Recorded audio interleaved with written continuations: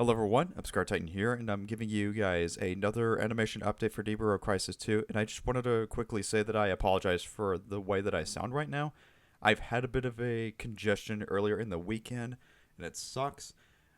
Feel pretty cold and defeated, but you know what? I'm still going to get through it. I'll get myself back up and running, and as soon as my voice recovers, I'll be able to do the rest of the voice work. And some of the guys have already done theirs, and they should be easier to uh, just get them out there and have it edited. That's really all I need to do. And apart from the visuals, the sound design, and all that stuff, I just got to do the editing for this movie, and then I'll have the movie trailer afterwards. Apart from some additional shorts that you're going to see in the early premiere. So, anyways, I want to show you some neat tricks that I've done working on this project. So, one of the big things you'll see is that there's going to be a really big landscape going on for most of the scenes. Some of them are probably going to be a little bit more condensed than others, but there's some that will be large in scale.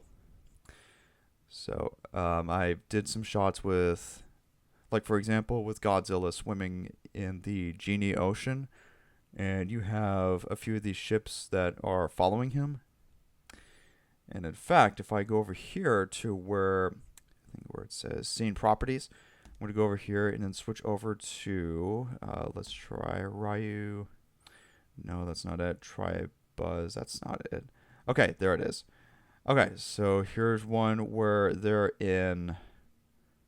Okay, so come on, it's got to get through. Okay, and it is going to run pretty slowly because of the um, how many models are already being into the scene at once, which I guess depending on how many vertices that the characters are, it's going to take up more time to get these to play when you're testing them out. So just a kind of a thing that, when you're doing test animations, it is a thing that you'll come across. And um, but yeah, mine could probably be a little bit higher than some, but here it is.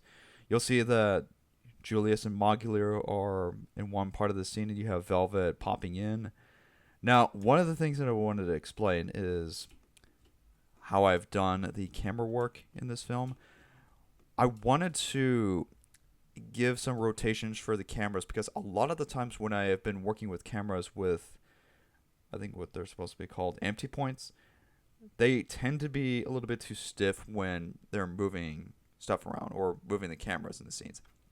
So the only reason why some animators would use the empty points in Blender is so that they could keep the cameras focused at where they're aiming at. And while that is definitely a good thing that they do that, the problem with that is that you really can't rotate the cameras the way that you want them to if you want them to feel dynamic. For this instance right here, this does not. If I want to go ahead and zoom it right in. Okay, so there it is. So if I want my camera in the scene to rotate in a certain way, then I would not need to have an empty point for that to happen. Another cool trick that I've done is something that is, if I can go ahead and let's see, object constant properties. So one of the things that Blender offers with the once again object constraint, that's what I meant to say. One of the things that they offer is what's called child of. And so what that really means is if you want to pair a certain object to another in Blender, anything that moves with one object, the other object that's connected to it will move along with it. So right here, you're going to see that. And you'll see that with all the other characters that are being tempered in together into the scene. Let me go ahead and move that. Nope. So if I'm moving the Zerg ship over here like this, all the other characters that are being connected to the ship have the child of a constraint. And the same thing goes for the Camzerg camera that I added in, and it does not have a empty point. So it makes it that much easier for me to give the rotation. So the only caveat to that is you have no way of keeping things focused with the midpoint. So you're going to have to be pretty cognitive when you're utilizing them. Okay, so I think I can show off one more other scene, and if I can go ahead and let me find one. I don't want to try to spoil too much of the film because I want this to be as confidential as possible. Let's see. I guess if I want to, I think there's some scenes that I have not used when I was initially going to use them. Let's see. I guess I can go ahead and open this one up since this is one of the things that I used for the beginning of the movie. All right. Let me go ahead and put this all the way back to 1. So, let's see. Let me go ahead and get this right over here. All right. So this is what you're going to see at the beginning of the film where, if I'm not mistaken, that I'll be using certain objects to make things appear the way that they are intended to. So right now there's nothing going on in the sequence that I created. But if I went ahead and showed off the Unicron mouth at the beginning,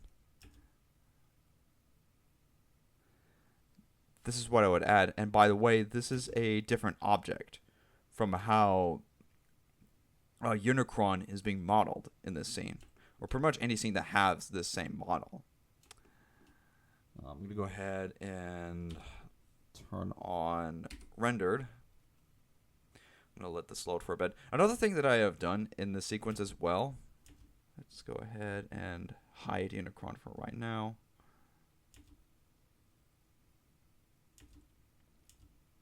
Okay, right there. I think it's running at 60 frames. That's good. Okay. So right here, let me go ahead and get this all to him. Actually, another thing I want to talk about is I've added this neon color to certain objects. This planet right here has this glowing neon purple.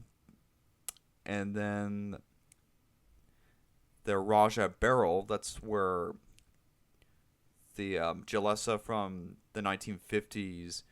I mean, this is set around 1957. Along with the quartz skakdai that reside in that planet. That also uses a pink neon color to it. And then if I went over here and let the sequence play, and you see Unicron's mouth that's just going through, it's kind of a bit of a reference to both G1 Transformers as well as with Rise of the Beast, where you have a planet that's just kind of focused at the center, and you have Unicron coming into the scene. He also has this neon blue that's added into the X jaw, or the X maw that surrounds the jaws. You're going to see some of that going on in Etna's ship as well as with, some other things going on. And I probably will show off one more ship, or actually not a ship. One more thing that I will showcase, and it's not going to have much animation going on, but it's just one of those objects that I created to kind of put into the scenes. I have accidentally set the origins to this area right here where that should have been the case.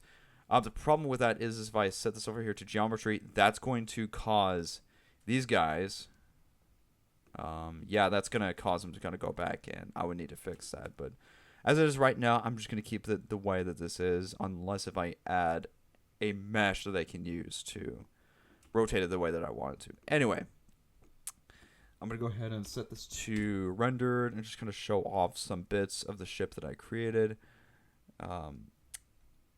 I ended up, let's go ahead and go to the glass. I ended up changing some of the glass details to about 0.1 at the screen space refraction.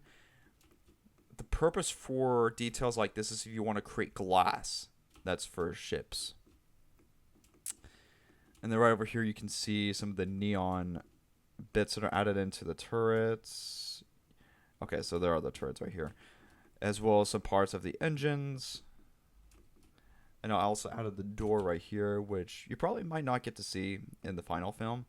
And then going here inside the ship where Etna controls it along with her Missilican troops, you see a neon colored stairway for her and the troops to come down. And then you have the seats where Etna sits on and she controls the ship. Alright, so this is what it looks like at the material preview, and here it is with the render. Now, hold on. Wait, R actually works? Okay, so I think R and M actually do work in this sequence. Now, for those of you who are not familiar with Blender or how 3D works when you're rendering or checking through some renders, um, the reason why it's called material preview is so that you're testing out the colors for the models if they're looking right before you get into the rendered phase. It's what's called the forecast version of what it tends to look like for textures and models. And for rendered, it's sort of the final look for the scene. And even though at times it may not always be the case, sometimes you're just going to have to do some changes that would make sense for the scene. So really, that's all I've got to showcase for the scenes, and I think I can showcase one last bit. This is actually for the early premiere opening sequence. I've only done this once with Nibiru Crisis 1, and I'm going to be doing that here for Nibiru Crisis 2, which you could probably already tell that the Nibiru Crisis movies are sort of like the big movies for the Megatronic Legacy series because they have so much lore and stuff going on with them. And this is going to be much bigger than the previous films that we've seen up to this point. So I want to thank you all for watching. There's not going to be a whole lot to edit for this. This is just a quick update to give you all on what's going on. The animation's complete. I just have to do some of the remaining editing with music, voice work, and some visual effects, and then the final edits. And then I'll have the movie trailer come out with the early premiere. So thank you guys for watching. Have a good one.